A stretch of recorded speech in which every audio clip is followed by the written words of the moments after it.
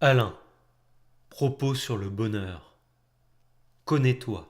Je lisais hier, dans une de ces annonces comme on en voit, le grand secret, le moyen assuré de réussir dans la vie, d'agir sur l'esprit des autres et de les disposer favorablement.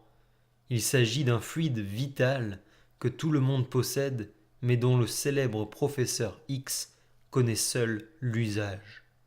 Il vous l'apprendra pour 10 francs.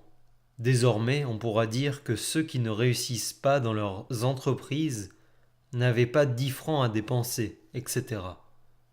Comme le journal qui imprime ces lignes ne le fait pas pour rien, il est à croire que le professeur de succès et marchand de fluides magnétiques trouve des clients.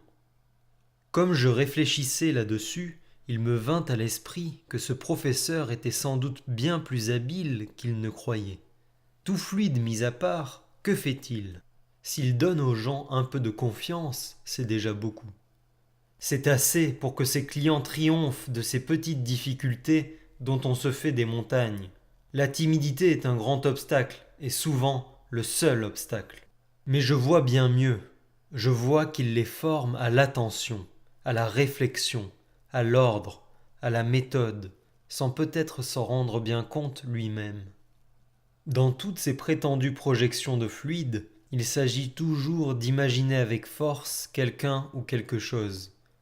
Je suppose que le professeur les entraîne peu à peu jusqu'à ce qu'ils sachent fixer leur attention. Par cela seul, il a bien gagné son argent. Car premièrement, les gens sont, par ce moyen, détournés de penser à eux-mêmes, à leur passé, à leurs échecs, à leur fatigue, à leur estomac. Et les voilà délivrés d'un fardeau qui s'accroissait d'instant en instant. Que de gens usent leur vie à récriminer.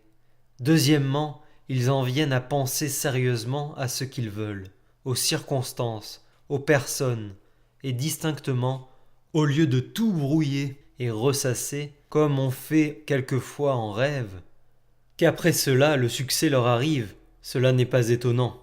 Je ne compte pas les hasards favorables qui travaillent pour le professeur. Et quant au hasard contraire, qui en parlera?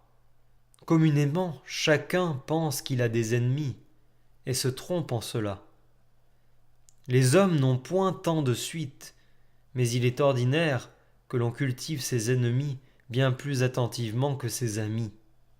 Cet homme vous veut du mal, croyez-vous? Il a sans doute oublié. Mais vous ne l'oubliez point.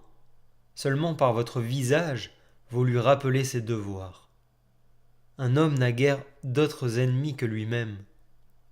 Il est toujours à lui-même son plus grand ennemi, par ses faux jugements, par ses vaines craintes, par son désespoir, par les discours déprimants qu'il se tient à lui-même.